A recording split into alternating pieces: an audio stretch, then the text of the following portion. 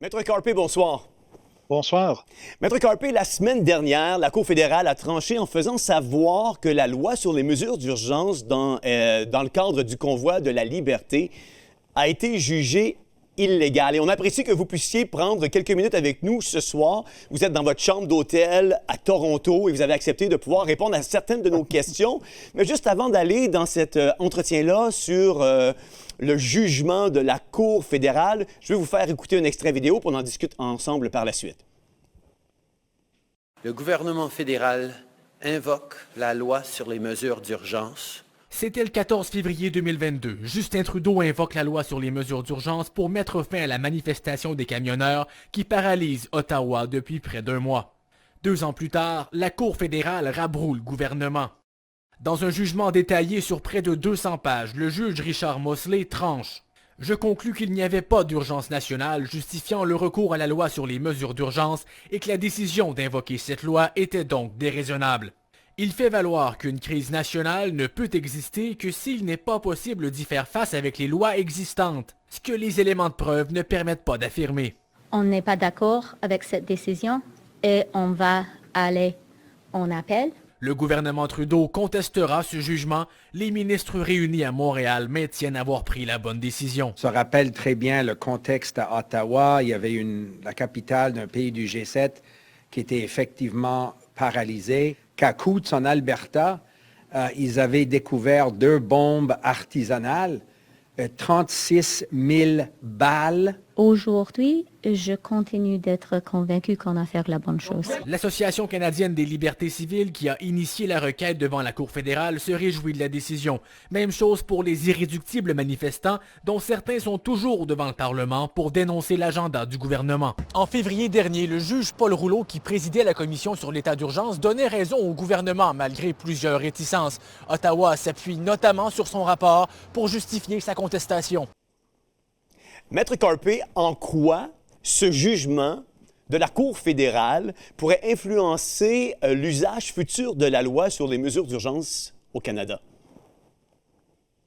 Je pense que la prochaine fois, le gouvernement va penser 2 fois ou 3 ou 4 fois avant d'agir rapidement. Je suis très encouragé avec ce jugement parce que on a eu beaucoup de jugements provenant des cours canadiennes dans les dernières 2 ans qui n'étaient pas favorables à nos droits et nos libertés. Et je pense que ce juge est très courageux parce qu'il va à l'encontre de l'établissement légal à Ottawa. Et bon, c'est la justice pour beaucoup de monde, tout le pays, plus spécifiquement ceux et celles qui ont participé au convoi de la liberté il y a 2 ans.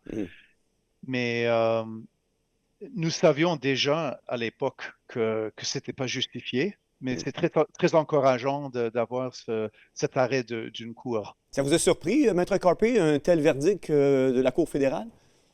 Oui, oui. La chose la plus étonnante du jugement, c'est que ce juge n'aime pas le convoi de la liberté, il n'aime pas les camionneurs. C'est très évident tout à travers du jugement. Il a une attitude assez négative envers les camionneurs. Malgré ça, il a dit, bon, il faut appliquer la loi. La question légale était, est-ce que le gouvernement a agi conformément à la loi sur les mesures d'urgence? Et la réponse était non. Le gouvernement n'a pas agi d'une façon raisonnable. Maître Carpé, quelle sera l'implication de ce jugement pour le premier ministre Justin Trudeau et son gouvernement? Je n'aimerais pas être le premier ministre à l'heure actuelle. Ouais. Il y a un effet, bon, évidemment, il y a un aspect légal, mais il y a un effet psychologique aussi. Ce juge a montré que c'est bien possible de rendre un jugement contre le gouvernement par rapport aux événements liés à la suppression de nos droits et libertés il y a 2 ans. Surtout la suppression violente d'une assemblée très paisible, sans violence. Selon vous, Maître Carpé, comment ce jugement qui a été livré la semaine dernière est-il maintenant perçu par les Canadiens, les Canadiennes, et plus spécifiquement peut-être par ceux et celles qui auraient été impliqués dans le cadre du convoi pour la liberté? Il y a beaucoup de gens qui ont souffert beaucoup à l'époque. Ils ont perdu, les comptes bancaires ont été gelés, la violence et tout ça. Alors, c'est spécialement encourageant pour ceux et celles qui ont fait partie de ce mouvement paisible il y a 2 ans. Il y a des gens qui détestent les camionneurs, qui ne vont pas être heureux avec ce jugement. Mais c'est très important que le gouvernement s'adhère à la loi. Le gouvernement n'est pas en dessus la loi et c'est très important. Absolument. Une fois qu'un jugement comme celui-ci est prononcé, est-ce qu'on devrait peut-être s'attendre à un recours collectif de tous ceux qui ont vu, par exemple, leur compte de banque être gelé, qui ont subi les fresques ou les contre-coups de la mise en place de cette mesure?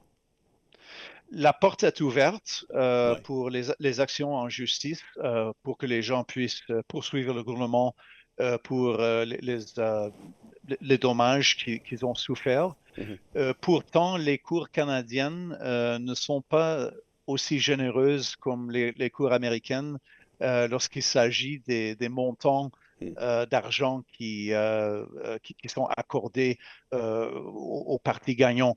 On peut dire que, lorsque un compte bancaire est gelé, qu'on a subi beaucoup de stress, beaucoup de souffrance psychologique, mais ça ne va pas apporter beaucoup d'argent, même si on gagne dans l'action en justice. On sait, Maître Carpé, que ce genre de décision amène toujours son lot de conséquences. Quelles pourraient être les conséquences politiques et sociales de cette décision-là qu'Ottawa a rendue la semaine dernière?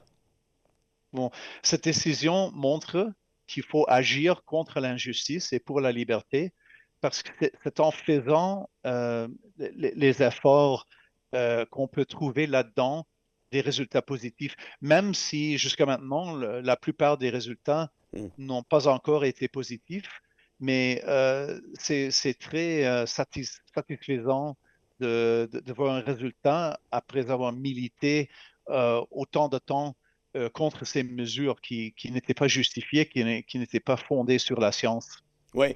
Mme Freeland disait que c'est sûr qu'elle veut porter en appel ce jugement-là. Ça peut être quoi les conséquences d'aller en cour d'appel avec un tel jugement? L'humiliation pour le gouvernement fédéral est une possibilité. Pourtant, il est également possible qu'ils vont gagner la deuxième tour, l'appel. Le jugement était très bien écrit, était très précis, se portait beaucoup sur les faits, parlait beaucoup au sujet des faits, qu'est-ce qui s'est passé. Le jugement a aussi été influencé par la commission qu'on a vue au mois d'octobre en 2022 et beaucoup d'évidences qui avaient été soumises devant le juge Boulot avec cette commission.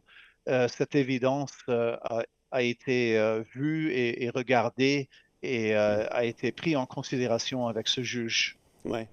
Maître Carpé, quel genre d'impact, par exemple, ce jugement pourrait avoir entre la relation qui existe entre le premier ministre du Canada et les premiers ministres des différentes provinces?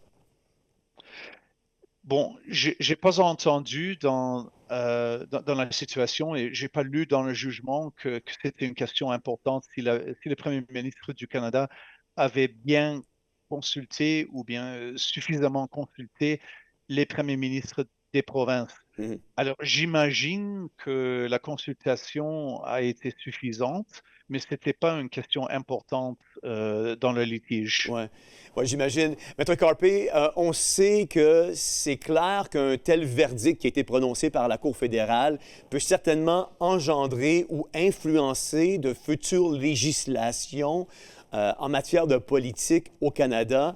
On peut s'attendre en quoi, en fait d'influence, que ça pourrait engendrer sur les futures crises qui pourraient survenir dans notre pays, par exemple? Ce jugement a montré au gouvernement fédéral ainsi qu'à tout le monde que le gouvernement ne peut pas ignorer la loi. Le gouvernement fédéral a ce pouvoir de déclarer un état d'urgence nationale, mais le gouvernement, selon la loi, doit satisfaire des conditions. Par exemple, dans cet arrêt, le juge a noté qu'il n'y avait pas de violence grave ni la menace de violence grave. Il a noté que la protestation se limitait à Ottawa seulement, parce que les autres problèmes en Alberta, en Ontario, on avait déjà trouvé une solution pour ces problèmes avant que le Premier ministre a déclenché un état d'urgence nationale. Ouais. Maître Carpé, vous êtes peut-être habitué avec le fait que le gouvernement veut aller en cour d'appel. Quels sont les arguments clés que le gouvernement pourrait présenter dans son appel devant la Cour fédérale? Ça va être difficile pour le gouvernement parce que le jugement est très bien écrit. Le gouvernement pourrait dire devant la Cour d'appel que le juge n'a pas bien considéré les faits pertinents. Mais là, c'est une argumentation assez faible parce que en lisant le jugement, c'est très clair que le juge a regardé très prochement, très soigneusement aux faits qui ont passé. L'autre argumentation que le gouvernement fédéral pourrait apporter, c'est qu'il y a une erreur dans le raisonnement légal. Et encore, c'est un argument très faible. Ouais. Maître Carpé, on sait que ce convoi pour la liberté a eu des répercussions sur des Canadiens ou des Canadiennes qui ont été impliqués étroitement dans toute l'organisation de ce mouvement-là. On pense notamment dans l'Ouest canadien à Tamara Lynch. On pense ici plus précisément au Québec à un homme comme Steve l'artiste Charland qui sont pris devant ou qui ont été pris devant les tribunaux à se battre pour des jugements qui avaient été prononcés de façon très, très, très négative à leur sujet. Est-ce qu'un tel jugement prononcé par la Cour fédérale a un impact direct sur ces cas-là qui sont pris devant les tribunaux aujourd'hui? Légalement, non. Psychologiquement, oui. Et ça veut dire que ces personnes ont été accusées d'une manière injuste d'avoir brisé le code criminel du Canada, ce qu'ils n'ont pas fait parce qu'on a le droit de manifester d'une façon paisible. Mais les accusations sont fondées sur le code criminel. Alors, ce jugement de la semaine passée n'a pas un effet direct légal. Pourtant, le fait qu'un juge a rendu un jugement contre le gouvernement, c'est un signal aux autres juges pour leur dire que c'est tout à fait légitime de rendre un jugement contre le gouvernement. Alors, il y a un effet psychologique très important dans la situation, même s'il n'y a pas un effet légal direct. Maître Carpé, merci beaucoup d'avoir été avec nous pour apporter ces quelques éclaircissements par rapport au jugement rendu par la Cour fédérale. Je vous souhaite une bonne fin de soirée dans vos engagements à Toronto. Au plaisir de se revoir prochainement. OK, vous aussi, bonne soirée. Vous savez, Maître Carpé vient de le dire, il y a vraiment pas une corrélation directe qu'on peut faire entre le jugement et ceux qui sont en train de se battre devant les tribunaux. Néanmoins, il y a cet encouragement psychologique et probablement même tous ceux qui sont à l'affût de cette nouvelle-là vont se laisser à quelque part influencer. Donc, on est très, très, très content. Vous savez, on est souvent en train de dire des mauvaises nouvelles et puis exposer les mauvaises nouvelles, mais on est content de se réjouir aujourd'hui de ce jugement qui a été rendu par la Cour fédérale la semaine dernière et qui vient certainement peut-être nous démontrer, quoique on peut avoir certains doutes à cet égard, mais qui peut peut-être y avoir encore de l'espoir pour une certaine justice dans notre pays.